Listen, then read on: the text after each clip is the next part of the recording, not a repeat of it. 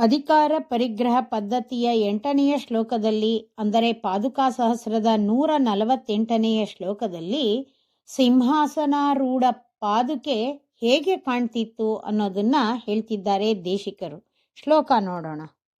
ಪಾದಾವನಿ ಪ್ರಚಲ ಚಾಮರ ಬೃಂದ ಮಧ್ಯೆ ಭದ್ರಾಸನಾಸ್ತರಗತಾ ಭವತಿ ವಿರೇಜೆ ಆಕೀರ್ಣ ದಿವ್ಯ ಸಲಿಲೆ ಕಟಕೆ ಸುಮೇರೋಃ ಅಂಬೋಜನೀವ ಕಲಹಾಯಿತ ಹಂಸಯೂಥ.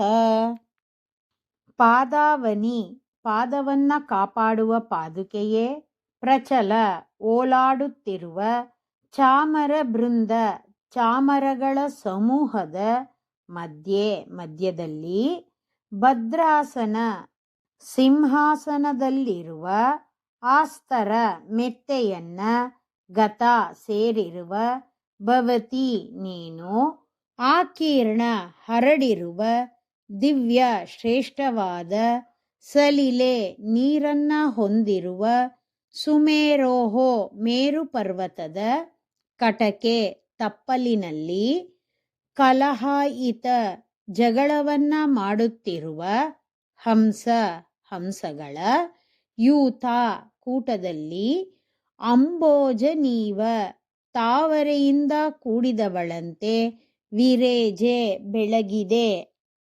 ಪಾದುಕೆ ಸ್ವರ್ಣಮಯವಾದ ಸಿಂಹಾಸನದಲ್ಲಿ ಹರಡಿರುವ ಮೆತ್ತೆಯ ಮೇಲೆ ವಿರಾಜಿಸಿತ್ತು.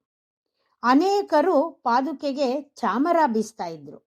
ಅದನ್ನ ನೋಡಿದಾಗ ದೇಶಿಕರಿಗೆ ಪಾದುಕೆ ಸ್ವರ್ಣಮಯವಾದ ಮೇರು ಎಂಬ ಪರ್ವತದ ತಪ್ಪಲಿನಲ್ಲಿ ಇರುವ ದಿವ್ಯವಾದ ಸರೋವರದಲ್ಲಿ ಪ್ರಣಯ ಕಲಹ ಮಾಡುತ್ತಿರುವ ಹಂಸಗಳ ಸಮೂಹವೂ ಇರುವ ತಾವರೆಯ ಕೊಳದಂತೆ ಕಂಗೊಳಿಸುತ್ತಿರುವಂತೆ ಕಂಡಿತು. ಶ್ರೀಮತೆ ನಿಗಮಾಂತ ಮಹಾದೇಶಿಕಾಯ ನಮಃ.